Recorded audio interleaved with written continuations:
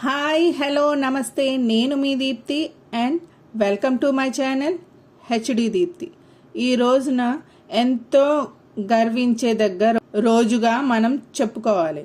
ఎందుకంటే 1999 అనగా 1999లో జూలై 26న 26న లడఖ్లో ఉత్తర కార్గిల్ జిల్లాలో పర్వతాల శిఖరాన్న ఆక్రమించుకుని ఉన్న పాకిస్తానీ దళాలను ఇండియా వాళ్ళు గెలుపుని సాధించింది ఈ కార్గిల్ వార్లోనే.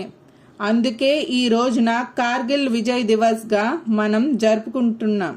ప్రతి కార్గిల్ యుద్ధంలో మన ఇండియన్ ఆర్మీ ఎంతో వీరోచితంగా పోరాడారు.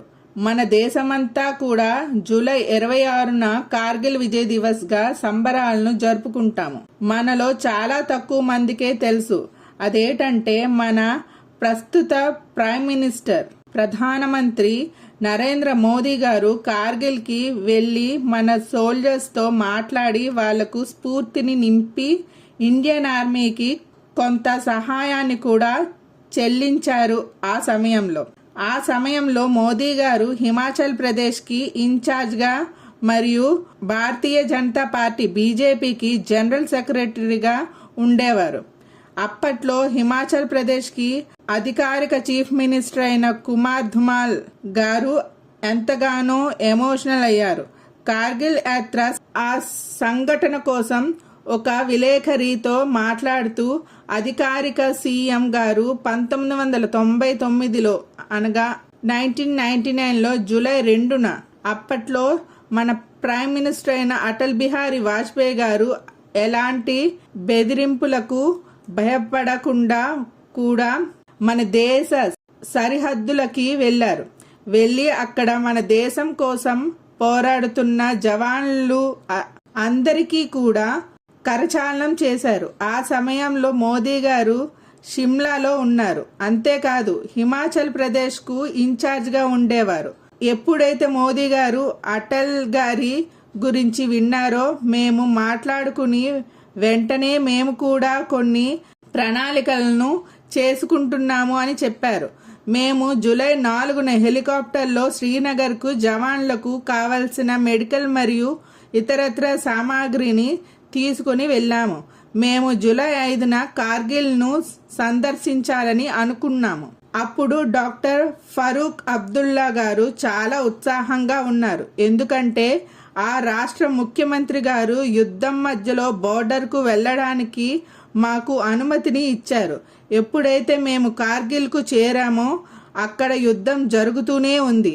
అప్పుడే అతనికి ఇంకొక గుండెను పిండేసిన సంఘటన ఒకటి గుర్తొచ్చి ఈ విధంగా చెప్పడం ప్రారంభించారు. అతను ఆ సమయంలో ఒక కుటుంబాన్ని కలిశారు. వాళ్ళు 3 అన్నదమ్ములు. వాళ్ళల్లో పెద్దవాడు చెప్పాడు వాళ్ళల్లో మధ్య వ్యక్తి చనిపోయాడు అని. తర్వాత చిన్నవాడు ఆర్మీలో వెళ్ళి జాయిన్ అయ్యాడు అని. అంతే, నేను కొంత సమయం వరకు నిశ్చేతనంగా అయిపోయాను. నేను అతనికి 5 లక్షలు ఇస్తే అతను మళ్ళీ 2.5 లక్షలు తిరిగి ఇచ్చేస్తూ ఇవి ఇంకెవరికైనా కుటుంబానికి అవసరం పడొచ్చు సార్ అని. దాని తరువాత మోదీతో కలిసి ఇంకో సంఘటన గురించి శ్రీనగర్ క్యాంప్ గురించి చెప్పారు. ఎక్కడైతే గాయాలైన జవాన్లను చేర్చారో అక్కడికి వెళ్ళి ఒకరి తర్వాత ఇంకొకరు జవాన్లను కలుస్తూ పళ్లను మరియు మందులను ప్రతి ఒక్కొక్కరికి ఇస్తున్నాము. అందరూ కూడా వాటిని తమ తమ చేతులతో తీసుకుంటున్నారు. మేము ఎప్పుడైతే ఒక బెడ్ దగ్గరికి వచ్చామో అక్కడ జవాన్ మాత్రం వాటిని తీసుకోవడం లేదు. మేము అనుకున్నాము అతను బాధలోని మరియు భరించలేనంత నొప్పితో ఉన్నట్లు ఉన్నాడు అని అనుకుని మేము బయటకు వచ్చేసాము.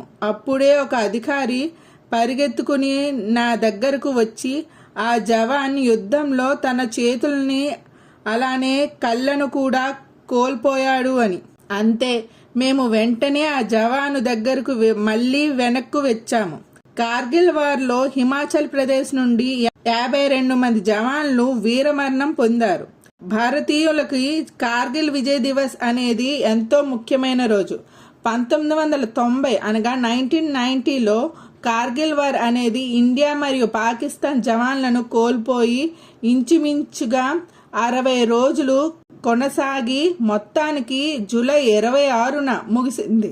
ఆఖరిలో ఇండియా యుద్ధంలో గెలిచింది. అందుకే కార్గిల్ విజయ్ దివస్ ని మనం మన జవాన్లు ఎవరైతే వీరమరణం పొందారో వాళ్ళకి గౌరవంగా ఈ రోజున జరుపుకుంటున్నాము. ఈ సన్నివేశం జరిగిన తర్వాత చిన్నవి అలా జరుగుతుండగా అధికారిక సీఎం ఇలాంటివి చెప్పుకుంటూ ఉంటే చాలా వాటిని మనం జరుపుకునే ఉండాలి ఈ దేశంలో. అప్పుడే ఇండియన్ జవాన్ల ధైర్యం గురించి మరొక విషయాన్ని చెప్పడం ఆరంభించారు. అప్పుడు మేము ఒక మెడికల్ క్యాంప్ తర్వాత ఇంకొక మెడికల్ క్యాంప్ కి వెళ్తున్న సమయంలో మేము జవాన్లను అడిగాము, మీ యొక్క ఆరోగ్యం మరియు మందుల గురించి ఇంకా ఈ విధంగా కూడా అన్నాము. ఇంతటి భయంకరమైన నొప్పిని తట్టుకోవడం అనేది చాలా కష్టతరమైనది కదా అని. అప్పుడు ఆ జవాన్లోంచి ఒక జవాను, మాకు ఇప్పుడు ఎలాంటి నొప్పి కూడా లేదు, అది ఎందుకంటే నిన్న మనం టైగర్ హిల్ ని సాధించాం కదా సార్, అందుకే అని చెప్పాడు. అంతేనండి, ఈ రోజు కోసం నాకు తెలిసిన విశేషాలను ఇవేనండి. మళ్ళీ మరొక వీడియోలో మరొక కొత్త అంశంతో మళ్ళీ కలుద్దాం. నచ్చితే లైక్ చేసి సబ్స్క్రైబ్ చేసి కామెంట్ చేసి షేర్ కూడా చేయండి. Thank you. Bye bye.